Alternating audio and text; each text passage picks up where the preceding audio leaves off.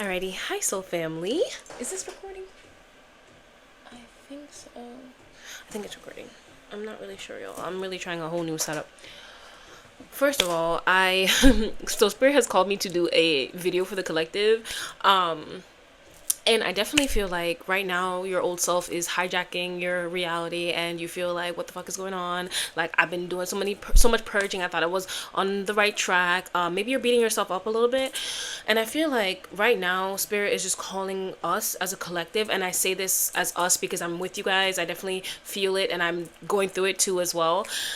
We're just being called to not have judgment for that version of us, right? And you may feel like, I feel like we have to die multiple deaths before things fully dissolve, right? And as humans, we feel like we need all or nothing. Like, if I'm not all this, then maybe I'm not good enough for my dream life, or maybe I'm not good enough for Spirit, or maybe I'm not doing enough for Spirit.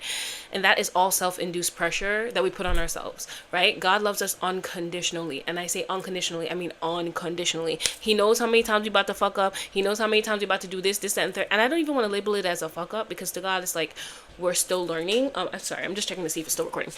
We're still learning. However, it's like, guys, I don't want you to beat yourself up, because I want to be more vulnerable on my journey as well. And like, for me, whenever I feel like I'm self-sabotaging is usually around the time when I find myself smoking more, drinking more, like just like trying to escape my reality. And that's like, I know this may sound counterproductive, but I feel like that's how I know I'm on the right track, because my ego is uncomfortable in the unknown. So trying to find a way to control the reality is why I go through random bursts of like doing stuff like that, right? And this time around, like, I backslided on even like I've been like months free of like sucking my thumb, which is an addiction I was like trying to let go of because of where it came from, all this anxiety, right? And so I realized that, in order to let go of that, I just needed to like do this or do that, but it didn't fully let go of. Like, I thought like I just needed to do this and do that, and then I'll be able to fully let go of that addiction. But it came back up again, and this time I didn't judge myself for it. And I kind of feel like that's what we're being called to do. When we meet that version of us with love, it's easier to let go of it instead of us hyperfixating on trying to let go of it, right? And as you're forming your dream life and you're letting go and becoming a completely different person, that doesn't mean parts of you won't come back up, So I feel like somebody needed to hear this today. Like, parts of you will come back up, but it doesn't mean that all the hard work that you did is down the drain and it's like not good anymore because I backslided. No, keep on going, keep getting up. Every time you fall down, keep getting back up. And just allow space for everything to happen without judgment. This is your journey. Every single thing that has happened is the beautiful part of your journey. It doesn't have to look a specific way. And where I am in my journey, guys, I am so fucking done with like perfectionism in like the spiritual community with like manifestation. You have to do this, you have to do that in order to get this and that and that and this and that. I completely destroyed my vision boards because I want something more broad where God can work through my life instead of me being specific. I manifested some things on there, but it's like I kind of feel like the more control that I think like I have or I want like certain things to play out, the less happy I am when I receive it. So it's like God knows what's best for me. And this even happened when I manifested my soulmate. Like, I had a list of what I wanted and what God gave me was so much better. So this is the one I kind of feel like that Bible verse, which I don't really read the Bible like that, yo, so don't quote me, where it's like, don't lean on your own understanding, where God talks about like, like lean on him for like what you need, because God knows so much better of what we actually want. So I don't even I'm not even vibing with the manifest this and manifest that. I just kind of feel like where I am right now, I'm allowing God to bring the happiness that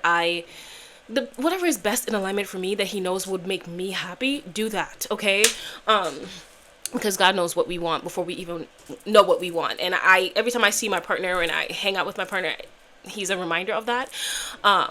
But guys, like right now you kind of feel like your world is crumbling, or you feel like things aren't just looking perfect, and it's never meant to look perfect. Like, spirituality is raw, it's real, it's dirty, it's crying, it's yucky, it's all the uncomfortable things that we don't want to share with people. We feel like we don't need to be vulnerable with it. That's the part of it that makes it so beautiful. So you're not a terrible person, and you're not weak, or you're not like incapable of the life that you desire or reaching a certain point. You are growing. Allow space for yourself to grow. It's not supposed to look perfect, and it never was going to look perfect. And the minute you surrender that is the minute that you can stop making yourself feel terrible for the things that you do or the decisions that you make. Just allow yourself to be in flow, baby. Allow yourself to be in flow. Love every single part of you. And if you feel like you backslided into a version of you that you wanted to let go of, get back up again. Get back up again, okay? Keep loving that version. Keep loving this new version. Because remember, old thought patterns are so hard to break, especially if you're coming out of victimhood. You know, you may be feeling great this month, and then next month you'll be like, damn, like I don't even think I can do this. You're sliding down a wall. Allow space for all of it, because you will get back up again. Everything is constantly changing. You will not stay the same forever. Things will not stay this way forever. And a lot of times on the spiritual community, they like to push that, oh, if you're not doing this, if you're not believing, if you're not believing, then it won't change and your reality won't change. But I don't think I believe in that you need to believe something for your reality to change anymore. Because when I was manifesting the love of my life, I didn't believe that could happen. I did not believe it could happen, because I kept trying to mold people to be the love of my life. And I'm like, I didn't believe I needed love, but God still delivered it to me in the season that I was meant to receive the love. My partner was not a day late, and I definitely do believe that, like, God knew everything that needs to come into order. So I feel like it's not more about believing, but more about surrender and allowing God to work through you. You don't need to believe it, and your time will not pass you, okay? It doesn't mean that, oh, if you're sitting on your ass, that, you know, things are passing you by. That is not true. Everybody blooms in their own season. And I had seasons where I was sitting on my ass watching anime all day, and that season was necessary because your girl was going through it, and I needed to purge. I didn't need to do anything else externally except purge. So if that's the season that you're in, honor it, okay? There will be times when you will need to move, and God will know exactly how to move you. We don't need to lean on our own understanding, because God knows what to do. And this is not me saying like, oh, like, you know, sit back and just, you know, but, you know, listen to this with discernment and check in with yourself, because everybody is so different. You do not need a 5 a.m. routine to be successful.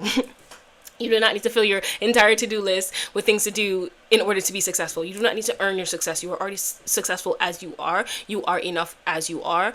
Wherever you are in your journey is where you're meant to be. That's the message here. Is it? Sorry, guys. I keep on checking to see if it's like recording. So those are my messages, guys. Thank you for tuning in. This is just like a love message for you guys. As I'm heading to the gym, I'm sending you so much love. Bye-bye.